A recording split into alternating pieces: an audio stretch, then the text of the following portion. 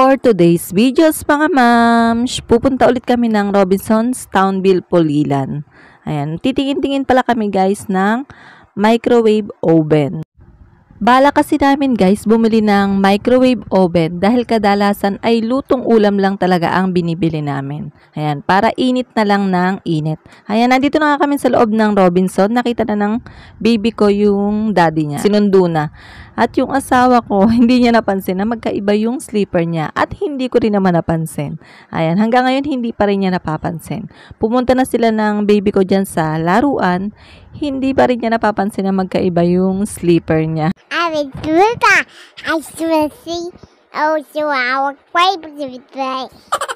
Sana'y naintindihan nyo.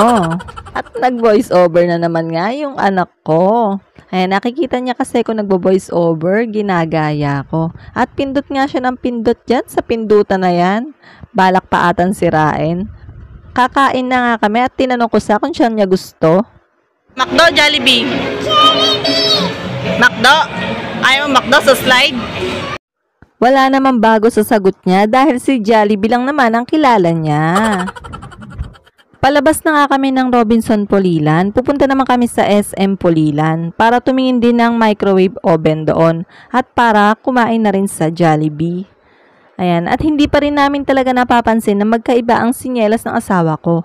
Ayan, kahit titingin-tingin na siya sa baba, hindi pa rin niya napapansin. Kahit ako na nagbibideo, hindi ko rin naman napapansin na magkaiba yung sleeper niya. Ayan, yung anak ko, alam na alam yung tricycle namin, kaya nauuna pa siya sa tricycle. Ayan, niloko pa nga siya ng asawa ko na sa ibang tricycle siya sasakay, pero hindi siya dun sumakay dahil alam niyang hindi yun yung tricycle namin. Naiparking na nga ng mister ko ang tricycle namin at papasok na nga kami dito sa SM Pulilan. At sa wakas, napagtanto na rin ni mister na magkaiba pala yung suot niyang sinyelas. Natawa na lang talaga kami. Nakarating kami ng Robinson. Ayan, hindi niya napapansin at hindi ko rin naman napapansin.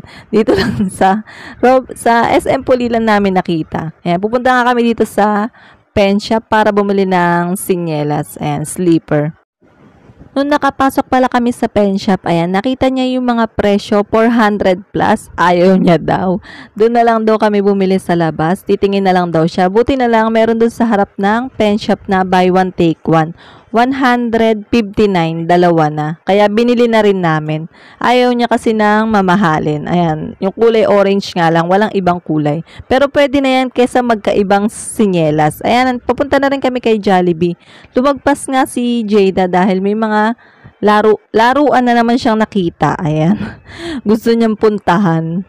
Pero syempre, kakain muna kami dahil anong oras na rin yan. Mga 1 PM na rin yan. Kaya medyo gutom na rin. Ayan, nakakain na kami, palabas na kami niya ng Jollibee. At ayan, ayaw pang iwanan ni Jada si Jollibee. Ayan, kukunin pa nga ata niya yung pakpak. Ayan, hinahawak-hawakan pa yung pakpak ni Jollibee. Napakaharot na bata. Ayan, akyat pala kami sa taas para tumingin ng microwave oven. Ayan, lakad-lakad lang muna kami. Nililihis muna namin si Jada sa laruan. Dahil may mga laruan din dyan guys na pambata. Kaso, syempre, dito yung goal natin sa microwave oven. Ayan, nagtingin-tingin lang muna kami. Tsaka, mag-search na lang kami kung ano yung okay sa mga microwave oven. Ayan, manonood muna kami sa YouTube. Nagtingin-tingin lang muna kami ng mga presyo, mga brand, kung alin yung okay. Ayan, tinignan muna namin. Ayan, nakasale pala ang SM Pulilan mula October 1 to 31. Ayan, pupunta na pala kami dito sa laruan. Dahil umiiyak na tong anak ko, may mga balloons kasi ron sa SM Appliances. Gusto niyang kunin, kaya dinala ko na dito. May nakita kaming magjowa. Habang nilalaro yan ng anak ko, yung lalaki, tinanong ako kung baby ko daw ba siya. Sabi ko, oo, tumango ako. Tapos maya-maya, inabot yung isang frog na yan. Kakulay din ang damit ng baby ko. At binigay yan sa baby ko. Ayan, magjowa sila guys. May dalawang hawak na frog yung babae. Nakuha dun sa claw machine. Tapos may dalawa pa nga silang hawak na pagkain. Pero itong teddy bear yung binigay sa baby ko. Siguro nga kakulay ng damit ng baby ko. Kaya siguro binigay. Kaya maraming salamat. Ayan, nagpapapalit na pala ng token yung mister ko. At ayan, yung anak ko, excited na excited. Basketball ang gustong laruin. Ayan nga, at napasigaw pa nga si Jada.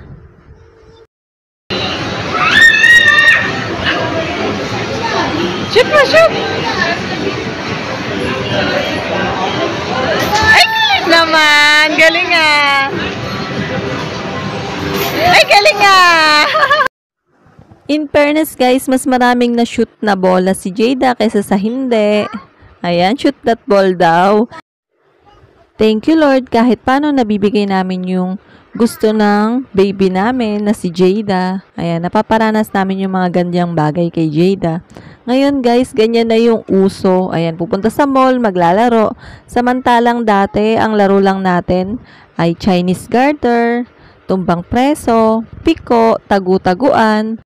Nakakamiss lang yung mga ganong laro, pero ganun talaga ay na ang uso ngayon, yung mga gadget, cellphone at pupunta sa mall para maglaro ang mga bata.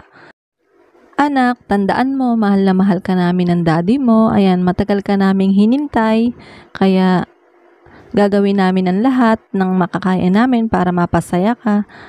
Kaya enjoyin mo lang yung pagiging bata, anak. Sasamahan ka namin hanggat gusto mo pa kaming kasama dahil baka paglaki mo, may mga barkada ka na, may mga gusto ko nang gawin na hindi na kami kasama. Kaya enjoyin na rin namin na kasama ka namin. Ayan.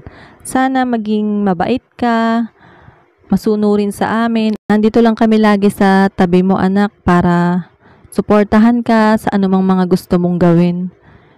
At etong ang bata na to, habang nagbo-voice over ako, gusto rin nagbo-voice over siya. Ayan, inaagaw yung mic sa akin. Gusto daw niyang magsalita. What is your name naman yung tinatanong ko sa kanya. What is your name? My name is Jada Exala. Si Jada pa nga lang pala yung baby namin, 3 years old, at wala pa akong balak sundan siya. Enjoyin muna namin si Jada, tsaka hindi pa rin talaga ako ready magka second baby. Ayan, medyo dumanas din ako ng PPD nung time na bagong panganak ako. Ayun, umiiyak ako pagkagabi. Tapos kung ano-ano pa yung pumapasok sa isip ko nun. Tapos yung hirap, yung pagod. Siyempre, ang tagal din namin siyang hinintay kaya tiniis ko din yung hirap, yung puyat, yung pagod. Napakasakit ng kamay mo, sobrang ngawit na yung kamay mo. Ayan. Yung asawa ko gusto na niyang magka second baby pero ako hindi pa talaga ready. Kasi hindi naman din siya nag-aalaga ng baby. Ayan, hindi naman siya sanay. Ang katulong ko nun is nanay ko at tita ko. Sobrang puyat, pagod. Worth it naman, pero hindi pa talaga ako ready sa second baby. And enjoyin lang muna namin si Jada. Tas pag ready na ako, ready na lahat, financially, emotionally, ayan, pwede na ulit kami bumuo ng second baby. Ayan, sa ngayon, si Jada muna ang happiness namin. I love you, anak. Worth it naman talaga yung puyat at pagod namin ng baby yan. Tamo, napaka-cute na bata. Kahit na medyo maldita yan. Ayan o, sobrang cute. Ayan, sobrang happy niya dyan sa rides na yan. Ayan, nakakatuwa lang na nakikita kong ganyang ka-happy yung baby ko. Salamat Lord dahil binigay niyo sa amin yung napaka-cute, napakagandang batang si Jada. Maraming salamat. I love you, anak. Napakalambing pang bata. Ayan, minsan magugulat ako. Ikikiss na lang ako bigla at sasabihin, I love you, mommy. Ayun lang naman. Maraming salamat sa panonood. Bye.